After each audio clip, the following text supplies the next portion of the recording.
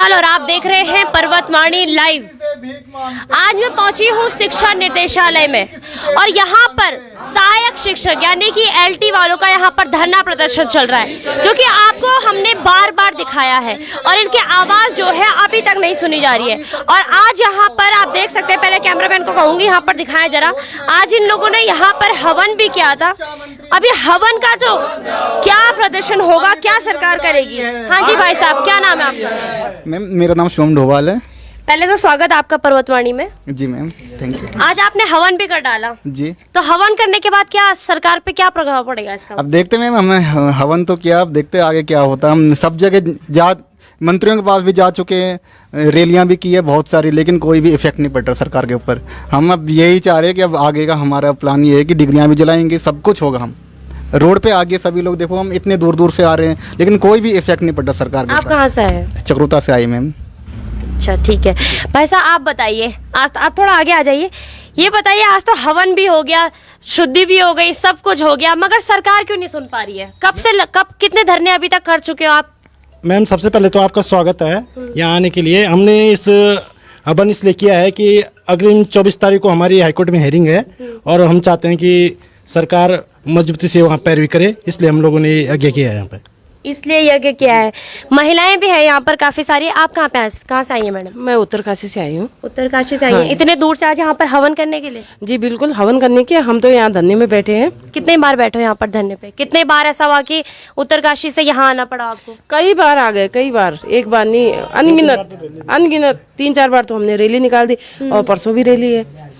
तो क्या करें, ये रैलियां हो रही है, हवन भी हो चुके हैं, धरने भी हो गए, सब कुछ हो गया, मगर बावजूद उसके अभी तक क्यों नहीं सुनवाई हो पा रही? सब कुछ कर दिया था, आज हवन बचा था, आज हमने हवन भी कर दिया। क्या पता धामी जी की और मंत्री जी, शिक्षा मंत्री जी, शायद उनकी नींद खुल जाए, क्या पता ये हवन का धुआं उनके नाकों में घुस जाए तो खुल जाए उनकी।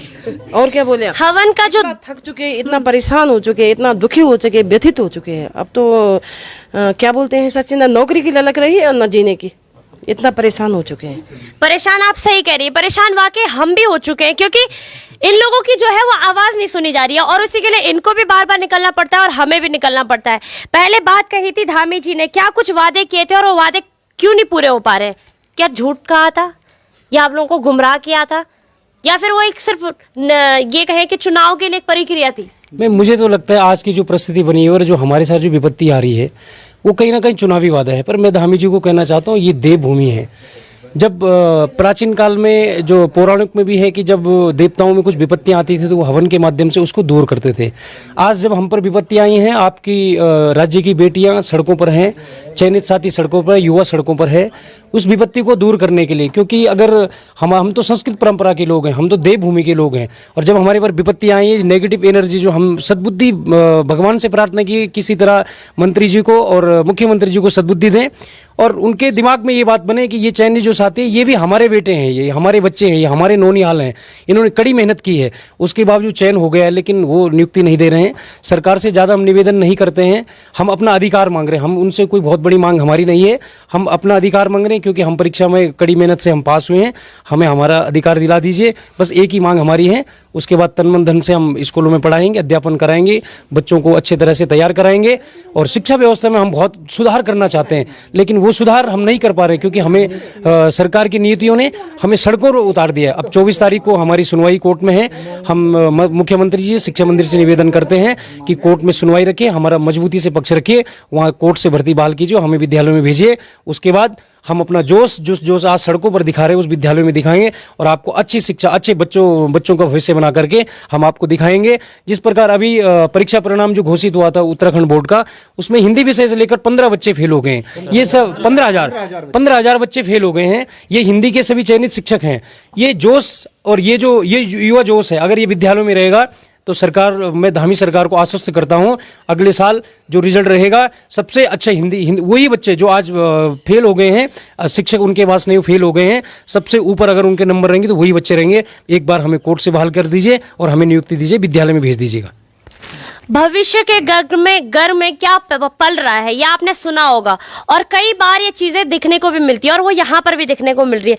मगर मुझे लगता है कि ये समस्या तो आप लोगों ने मुख्यमंत्री जी के लिए बना दी है, क्योंकि अब हर कोई जो है अपने हक के लिए बाहर निकल रहा है, अपने हक की बात कर रहा है उत्तराखंड में। तो ये समस्या आप लोगों के लिए बन गई है, हमारे धामी जी के लिए बन गई है कि उन लोगों का हक नहीं दिला पा रहे। किस किस का हक दिलाएंगे आप बताइए। नहीं मैम, समस्या उनके लिए उनके लिए समस्या खड़ी कर दी आप लोगों ने। उनके लिए समस्या कहाँ खड़ी? अगर उनकी ये समस्या अगर दिखती तो वो हमसे बात करते, उनके पास समझा, वो हमें समय देते।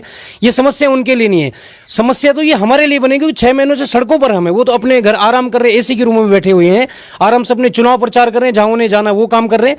लेकिन ये जो छात्राएं हैं, ये जो बालक हैं, ये जो नौनिहाल हैं, ये जो महिलाएं अब उनके राज्य की है, ये तो सड़कों पर हैं। तो समस्या उनके लिए कहाँ, समस्या तो हमारे लिए है।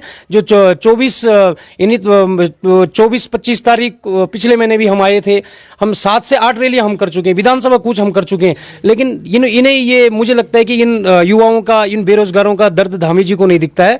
और धामी जी जब चुनाव से पहले आप जिस प्रकार घोषणाएं कर रहे थे, जिस प्रकार आप जो है वो घोषणाओं के मूड में थे, हम चाहते हैं धामी जी, हम वही सीएम देखना चाहते हैं। एक बार इन युवाओं की सुन लीजिए, इनकी पीड़ा को समझिए और किसी तरह कोर्ट से भर्ती को बहाल कर लीजिए, तब हम समझेंगे युवा जोश है, युवा सीएम है और हमने अच्छे सीएम को चुना हुआ है। वरना अगर आप भी इसी तरह से लटकाएंगे भटकाएंगे तो जो सीएम पहले चले आ रहे थे, जो अपने काम में मतलब काम नहीं कर पा रहे थे, उनको बीजेपी हटा रहे थे। मुझे लगता है कि 1 साल 2 साल के बाद आपको भी हटना पड़ेगा और आप, मुझे लगता है आपके पास बहुत अच्छा मौका है। ये युवा आपके पास, युवाओं को स्कूल में भेजिए और इस राज्य जो शिक्षा की व्यवस्था है, शिक्षा की जो स्थिति बनी हुई है, उसमें सुधार कीजिए। ये सुधार तब आएगा जब युवा जोश ये विद्यालय में पहुंचेंगे, तो अवश्य ही यहाँ पर शिक्षा की क्रांति आएगी, स्कूलों में बदलाव आएगा। लेकिन वो बदलाव अगर जब तक ये चयनित साथी अगर वहाँ नहीं जाएंगे तो मुझे लगता है ये व्यवस्था ऐसी ही पड़ी रहेगी। ठीक है भाई साहब, आप कहाँ से आए हैं? मैं टिहरी गढ़वाल से आया हूँ और मेरा सरकार से एक ही सवाल है। शिक्षा मंत्री जी अनेक बार अपने वक्तव्य देते हैं, अखबारों में हमें पढ़ने को मिलता है कि उत्तराखंड एक छोटा सा राज्य है, अगर अन्य राज्यों की तुलना में देखा जाए, कि यहाँ की शिक्षा व्यवस्था का सुधार किया जाएगा, लेकिन यह धरातल पे कहीं भी यह कार्य हमें नज़र नहीं आता है। अब खुद ही देख लीजिए, हम 6 महीनों से सड़कों पे हैं, अनेक हमने रैलियां कर दी हैं, हमने 2 बार धरना दे दिया, अभी धरने पे बैठे हुए हैं, लेकिन हमारी सुध लेने वाला कोई भी नहीं है। जबकि उत्तराखंड को शिक्षा के क्षेत्र में, क्योंकि एक छोटा सा राज्य होने की वजह से यहाँ पर अनेक प्रकार की सुविधाएं, यहाँ के जो युवक हैं, नौजवान हैं, उनका सही से इस्तेमाल होता तो हमारा उत्तराखंड अग्रणी भूमिका में शिक्षा के क्षेत्र में देश में जाना जाता। लेकिन यह दिखाई नहीं देता है। यहाँ शिक्षक 1400 जितने भी एलटी के पद थे, उनमें अभी भी किसी को भी नियुक्ति नहीं मिली है। और अगर इसी प्रकार से रहा तो हमारा भी विश्वास उठ जाएगा कि जो वादे सरकार के द्वारा किए जाते हैं वह निरर्थक ही किए जाते हैं, सिर्फ आश्वासन होता है और कुछ नहीं। सिर्फ आश्वासन होता है और कुछ नहीं होता है, क्योंकि ये सारी चीजें आपके सामने ही हैं। आप भी कई महीनों से ये चीजें देखते हुए आ रहे हैं कि क्या कुछ इनके साथ हो रहा है। भाई साहब, अब क्या लगता है, अब क्या होगा? इतना सब कुछ हो गया, उसके बाद भी कोई सुनने को तैयार नहीं है। तो आज हवन से, इन सब चीजों से क्या प्रभाव पड़ेगा? अब आपने बात कही है कि कल शाम को 6 बजे आप क्या करने वाले हैं? मैम, अभी देखो, इससे पहले भी हमने शिक्षा मंत्री जी को मिल गए, मुख्यमंत्री जी को मिल गए, तो इसके बाद कोई ऑप्शन बचा नहीं था।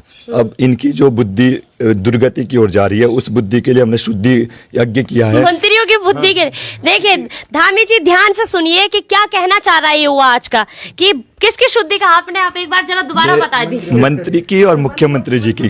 क्योंकि जब चुनाव से पहले हमने देखा कि धामी जी ताबड़तोड़ बैटिंग कर रहे थे। एक हिसाब से इन्होंने जो क्या बोलते हैं, बहुत सारी अपनी घोषणाएं करी, उन घोषणाओं को धरातल में उतारने के बजाय ये लोग अब अपने जो ऐश आराम है उस पर जी रहे हैं। क्योंकि हमने तो क्या किया, इन्होंने विज्ञापन निकाला, उसके बाद हमने उस फॉर्म को भरा, एग्ज़ाम दिया, सिलेक्टेड हो गए। अब इसके बाद हमने इनसे गुहार लगा रखी कि जो हमने एग्ज़ाम पास किया है, अब आप लोग हमको स्कूलों में भेजो। आपके देखो पहाड़ में अगर आप देखेंगे तो सारे स्कूल खाली पड़े हुए हैं, वहाँ टीचर नहीं है। उस शिक्षा व्यवस्था को कैसे सुधारा जाए, उसके लिए जब हम लोगों को आप स्कूलों में भेजेंगे तभी जाकर इस स्कूल की स्थिति सुधर सकती है। लेकिन सरकार उसको सुनने के लिए तैयार नहीं है। इसीलिए उनके लिए थोड़ा सा हमने यज्ञ किया ताकि उनकी बुद्धि में थोड़ा सद्बुद्धि आ सके। बेरोजगारी जो है वो चरम सीमा पर है, पहाड़ जो है वो पलायन बनते जा रहे हैं, क्योंकि उसका मुख्य कारण है वहाँ पर ना तो स्कूल है। तो अब क्या होगा हमारे युवाओं के साथ? अगर टीचर, अगर शिक्षक यहाँ पर हैं तो आने वाले भविष्य में क्या उम्मीद करेंगे बच्चों से? क्या बच्चा वाकई कुछ कर पाएगा, पढ़ पाएगा, क्या होगा? बच्चा तो खैर कुछ नहीं करेगा, वो तो दिख ही रहा है। बच्चा कहाँ से कुछ करेगा? भर्तियाँ आती हैं, सारी भर्तियाँ उत्तराखंड में जितनी भी भर्तियाँ आ रही हैं, सारी भर्तियाँ कोर्ट में फंस रही हैं। बच्चा क्या करेगा? बच्चा तो बेचारा ही है। वो तो क्या बोलते हैं, गरीब जनता के बारे में या गरीब बच्चे के बारे में तो कुछ नहीं बोल सकते हम, लेकिन हम आगे का स्टेप क्या कर रहे हैं हम वो बताना चाह रहे हैं कि इतनी शिक्षा हमने ग्रहण की, उस शिक्षा को ग्रहण करने के पश्चात भी जब हमारे कोई सदुपयोग उन डिग्रियों का, उन कागज़ों का नहीं हो रहा है, तो हम अपने जो हमारे जितने भी हमने डिग्रियां ली हैं, हम उनका दहन करेंगे, उनको स्वाहा करेंगे। सारी डिग्रियां जला दो? सारी डिग्रियां ही जला देंगे कल। और क्या करना, और क्या रास्ता छोड़ा है हमारे लिए? जब नियुक्ति नहीं दे रहे हैं, संज्ञान नहीं ले रहे हैं, तो इससे अलावा हम क्या करें? इसके अलावा समय लगा था आपको एक एग्जाम निकालने में, इसकी तैयारी करने में? मैडम समय, अगर कोई यंग बच्चा हो उसको कम से कम LT भर्ती निकालने के लिए 1.5 से 2 साल लगता है, और मैं 2014 से तैयारी कर रही हूँ, क्योंकि मेरी उम्र 42 साल हो चुकी है। और 42 साल में क्या होता है कि इतना फ्रेश माइंड में नहीं रहता है, दिमाग जो हमारा स्तर गिरता जाता है हमारे दिमाग का। तो आप लगा सकते हो अंदाज कि मैंने कितनी मेहनत की होगी, मुझे खुद पता नहीं है, कि मुझे रात का पता नहीं है, दिन का पता नहीं। अब जाके मुझे इतना दुख होता है अपने अंदर, इतना मतलब अंदर से मेरे रोना आता है कि क्या मतलब बड़ी शर्म की बात है कि हम अपनी तरफ से मेहनत कर रहे हैं, और जो सरकार है, सरकार सोई हुई है, सरकार कुछ मेहनत नहीं कर रही।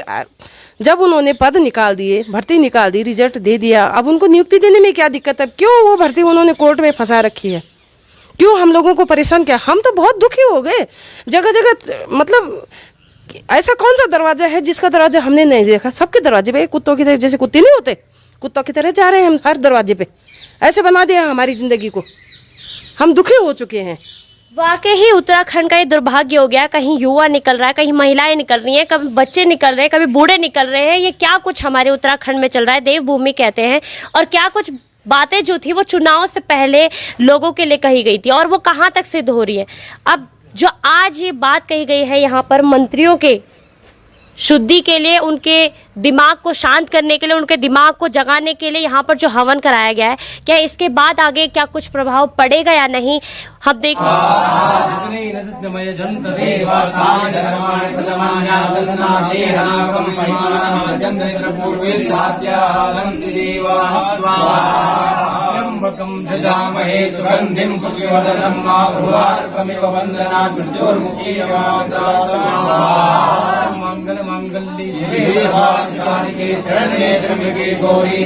मैंने आपको पल पल की अपडेट दी, और आगे क्या कुछ होगा तब तक के लिए आप बने रहिए और देखते रहिए पर्वतवाणी लाइव।